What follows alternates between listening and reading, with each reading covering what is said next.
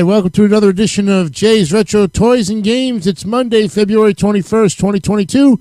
Episode 4 is coming at you right now as we are looking at the biggest selling toys that boys would play with. We looked at the Barbie doll a couple episodes ago, biggest girl toy. Now, the biggest boy toy is none other than the Transformers. We're going to look at the history of that right after this.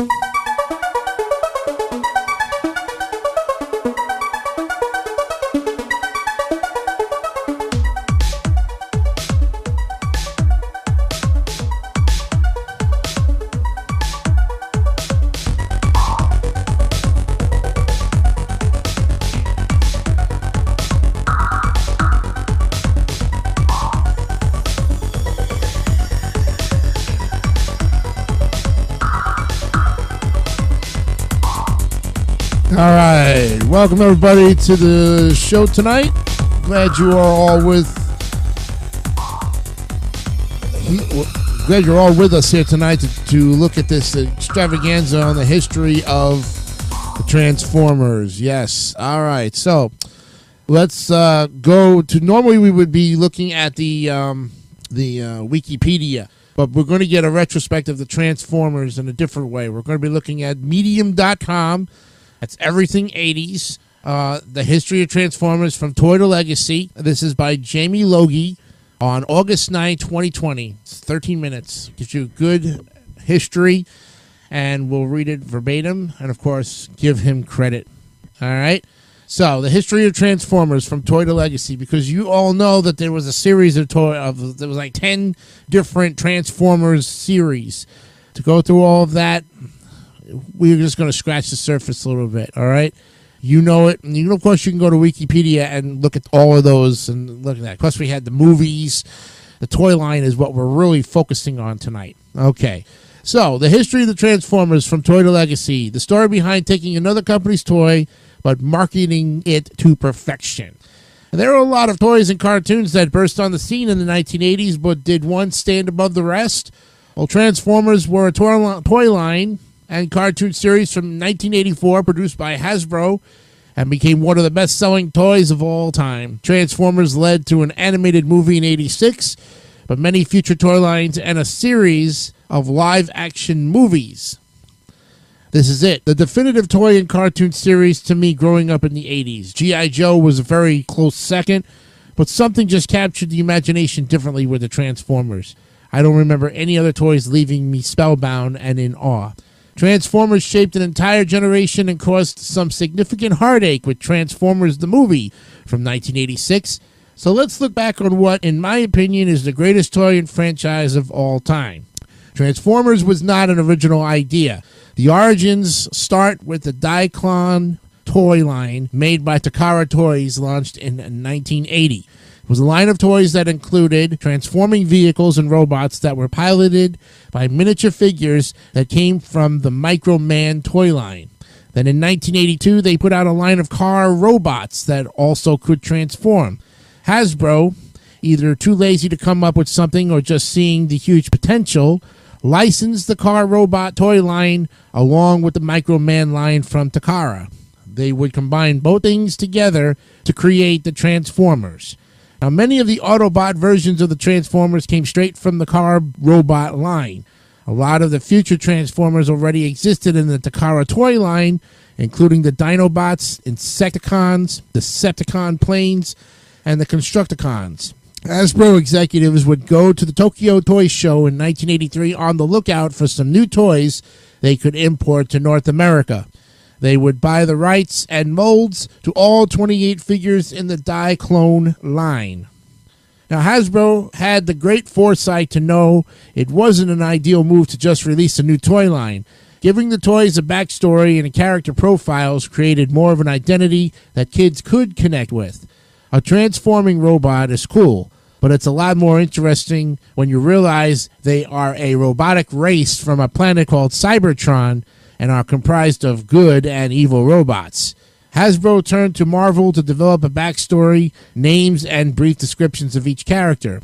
Editor-in-chief Jim Shooter and Dennis O'Neil would develop the story, while Bob Budiansky would create the Transformers' names and characters. Budiansky was a comic book writer, editor, and penciler, and worked for Marvel for 20 years. Besides coming up with the names and backstories, he wrote interesting tech-spec biographies that were printed on the packaging of the toys. Now, in case this brand is new to you, or you need a refresh, here is the legend of the Transformers. The Transformers are made up of the heroic Autobots led by Optimus Prime, and the evil Decepticons led by the villainous Megatron. They lived on a metallic planet called Cybertron. Both groups would have to leave Cybertron to find alternative sources of energy to revitalize their war efforts. This led them to crash land on Earth where they lay dormant for 4 million years. When they awaken in the year 1984, the Decepticons pillage the Earth, while the Autobots attempt to protect the new world they find themselves in. This wouldn't be fully revealed until the cartoon series launched in 1986, but the general story of the Autobots versus the Deceptions was there. The cartoon series, which we will get to in a bit, was one of the earliest and most successful examples of a show being made to launch a toy line. You can read more about how the deregulation of advertising to children paved the way for shows and toys like the Transformers. Now, the first generation of Transformer toys. A lot of Transformer toys would come out over the years and decades, but we will look mainly at the ones that came out in the mid-'80s that would tie into the cartoon and the original movie. The first release of the Transformers included quite a lot of toys, 28 in fact, 18 Autobots, and 10 Decepticons. Of these 28 toys, 11 of the Autobots would transform into cars, 6 into mini-cars, and 1 into a semi-tractor trailer, Optimus Prime, obviously. For the Decepticons, 3 would turn into planes, 1 would be a cassette recorder, 5 would be many cassettes, kids ask your parents what a cassette was, and 1 turned into a gun. Good luck getting that made today. Here were the characters that made up the first release. You had Optimus Prime and Roller, Bluestreak, Hound, Ironside, Jazz, Prowl, Ratchet, Sideswipe, Sunstreaker, Tailbreaker, and Wheeljack. Those were the Autobots. Then the Decepticons, Megatron, Soundwave, Buzzsaw, Laserbeak, Ravage, Frenzy, Rumble, Skywarp, Starscream, and Thundercracker. And though it seems like a big toy line, they took these from the original Diaclone series, and most are clones of each other. They would change the paint and the accessories, but the physical actions to transform them would be the same. So it's like they only released 10 to 12 toys. For example, Ironside and Ratchet were exactly the same, and so were Prowl, Bluestreak, and Smokescreen. Ditto Starscream, Thundercracker, and Skywarp. Then we go to Series 2 of the Transformers, and this series was reissued of all the toys from the first set, plus 26 new toys. This is where the branding became much more detailed, and they introduced subgroups. For the Autobots, some subgroups would be the Dinobots and the Omnibots, while the Decepticons had the Insecticons and the Constructicons. Now, along with these new additions, Hasbro would introduce other features on the reissued toys, like the heat-sensitive rub signs. You would rub those little decals, and the heat would reveal either an Autobot or a Decepticon symbol. Seems like a cool new play feature, but they did it to reveal authentication against a lot of the inferior bootleg versions that were now flooding the market. Both releases took place in 1984 and 1985, but were considered as one giant release. The 2 series and all the characters would make up the first generation of the Transformers for the cartoon series. Everything that came out over this time span would be the foundation of the Transformers universe. Then we talk about the cartoon series. Well, the original concept put together by Bob Budiansky, Jim Shooter, and Dennis O'Neil was to become a 4-issue comic book series and a 3-part cartoon series. Both things would introduce the backstory and, more importantly, introduce all the characters that little kids like me would soon see on shelves. The 3-part Pilot Minutes miniseries first aired in September of '84 and was co-produced by Marvel Productions and Sunbow Productions.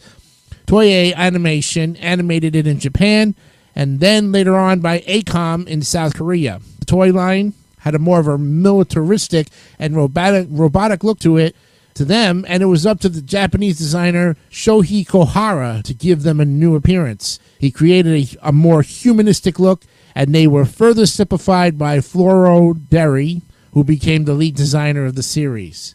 The story of the first three-part series is the basic backstory I shared earlier. The Autobots and Decepticons leave Cybertron looking for new resources. They fight aboard a ship and crash land on Earth. 4 million years later, a volcanic eruption awakens them, and the Decepticons are ready to pillage the Earth. The Autobots befriend humans Sparkplug and Spike Witwicky to protect the Earth. The end of the three-part series concludes with the Decepticons believed to be dead after their space cruiser crashes into the ocean and the Autobots prepare to head back to Cybertron.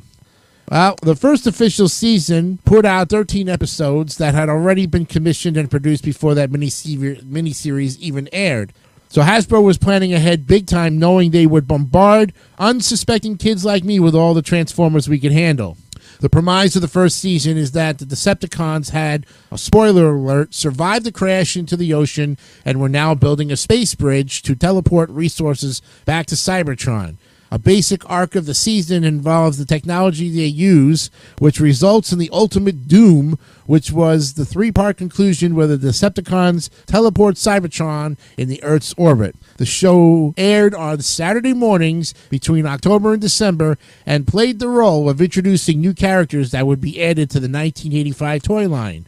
Some of these were the epic Dinobots, Skyfire, the Insecticons, and the Constructicons, who were able to combine to form Devastator, and that was just awesome. Then in the second season, so now everything is heating up, kids like me are freaking the hell out after seeing the show and the subsequent toy line. We wanted more, and they give it to us.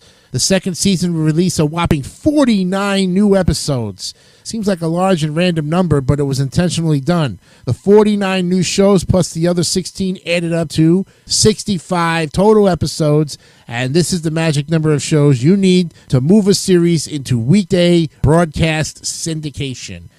This was imperative because it would make Transformers part of a kid's daily routine. It definitely was part of mine and probably yours if you grew up then. The first thing you would do when you got home from school was to watch Transformers. Not really me. I didn't do that.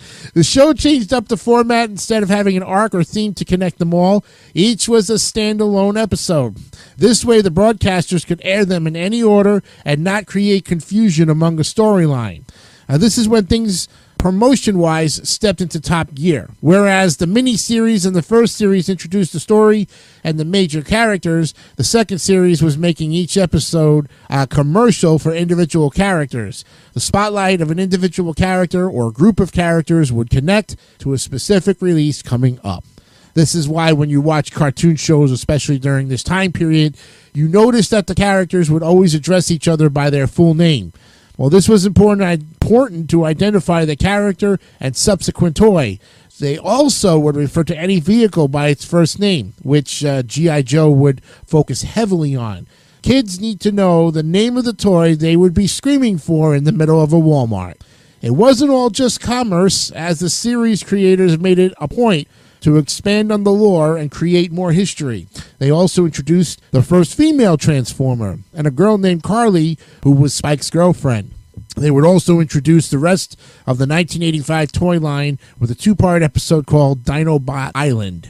They showed this midway through the season, and most of these new characters were new Autobot cars and mini vehicles taken from the Diaclone and Micro Change line of Takara Toys. They also introduced the Decepticon Triple Changers, Astro Train, and Blitzwing, and one of the most epic and expensive toys, the Omega Supreme. Then there would be a gap between the second and third seasons to put out Transformers the movie that came out on August 8th of 1986. It takes place in the year 2005, 20 years after the events of season 2. This movie stirs up a lot of emotions in kids from that era, particularly me, because I wasn't allowed to see it in theaters. The movie did a few things. It leads to the death of certain characters to clear away all the discontinued products from 84 and 85, and it introduced a new cast of characters for the 1986 toy release. It also traumatized the living shit out of a lot of kids. Besides the death and violence, it even had some cursing and would lead to the death of Optimus Prime. The makers of the movie did not understand the impact that they would have on a generation of kids as they were just trying to get some new toys out for Christmas. The basic premise is that the Decepticons have conquered Cybertron while the Autobots hold up on nearby moons. Optimus Prime sends a shuttle to Earth for supplies, but it's hijacked by Megatron, leading to the death. Sorry, clearing out of Ironhide, Ratchet, Prowl, and Brawn. The Decepticons travel to Earth and attack Autobot City, killing even more. Optimus returns with the Dinobots, and he and Megatron have it out, leading to the death of Optimus Prime. Starscream disposes of the wounded Megatron in space, while the planet-sized Unicron, voiced by Orson Welles in his last role, Unicron can eat other planets and offers Megatron a new body if he destroys the Matrix, which can destroy Unicron. Megatron is now repackaged, converted into Galvatron, and he kills Starscream. The end of all of this is that the Autobots attack Unicron, Hot Rod attacks Galvatron, and then gets the Matrix that transforms, rebrands him as Rodimus Prime. Just how Optimus said would happen in their darkest hour, the power of the Matrix then destroys the Unicron. Honestly, this movie is pretty good. I bought it on Blu-ray and the animation is elite. The soundtrack dates it, but it has some vintage 80s rock. I never saw it till later on and did not understand I was watching a 90-minute commercial. Despite the trauma of killing off beloved characters and launching a new toy line, it's still a creative movie and features some big-name actors, including Casey Kasem, Robert Stack, Judd Nelson, Peter Cohen, John Rosetta Jr., the voice of Micro Machines commercials, Leonard Nimoy, and Frank Welker. And in their very last roles, Orson Welles and Scatman Carruthers. Apparently, Orson Welles had no idea what the hell he was even making. To follow the full path of the Transformers could take days, and you've probably got better things to do or not, but we can finish this up together. In the coming years, they will release Season 3, which picks up where the movie left off. The Autobots are now in control of Cybertron, and Galvatron still leads the Decepticons. It also features the return of Starscream. By the way, kids are still pissed about the death of Optimus Prime, resulting in a massive letter-writing campaign that forced Hasbro to resurrect him in a 2-part episode called The Return of Optimus Prime in 1987 of March. They probably should have rebranded him as Optimus Prime Classic, and if you don't remember that, even check out the history of New Coke. There would be a Season 4 in November of 87, and this would bring the series to a close. But the Transformers would not disappear from TV as the 5th season was released. It was just reruns of 15 episodes from the original series, along with the movie, which was edited into 4 episodes. I think I had long since stopped watching at this point. Well, what was happening with the toys? Well, the toys have always been going strong, and not long after the movie, they brought a few new lines out, such as the Headmasters and Target Masters.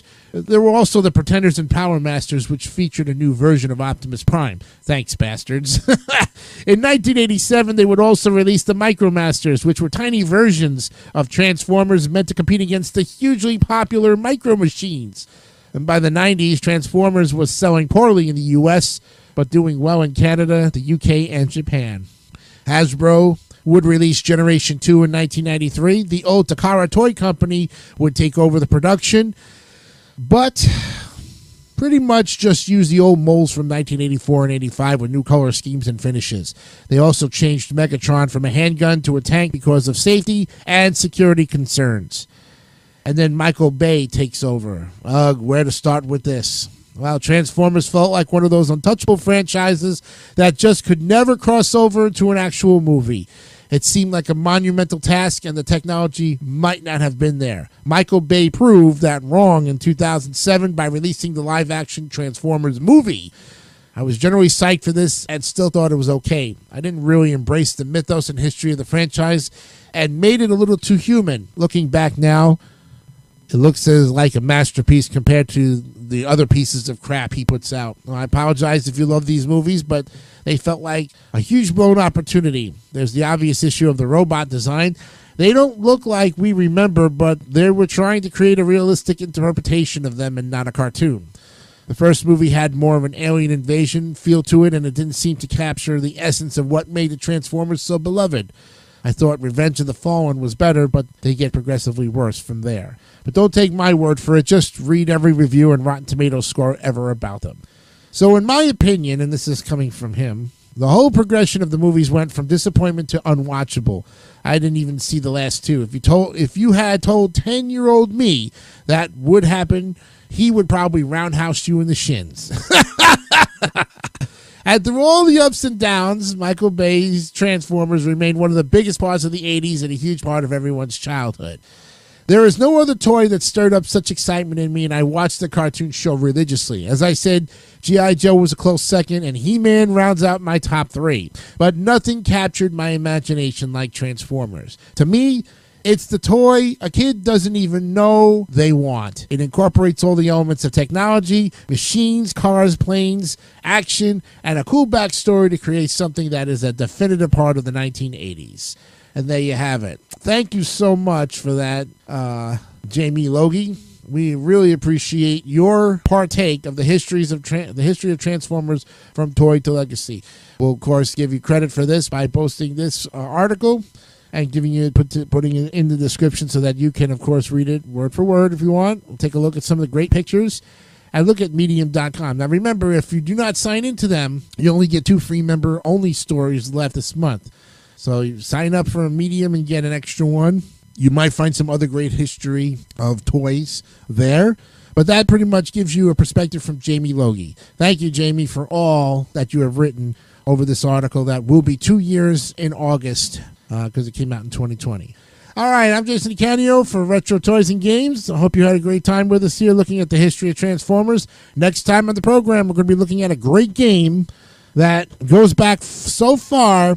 The dice in the cup, literally, I don't know if they've aged with the game or not, but we're going to look at Yahtzee. Big one. That's coming up on episode 5 of Jay's Retro Toys and Games. See you then. Have a great time. We'll see you on Wednesday. Bye for now.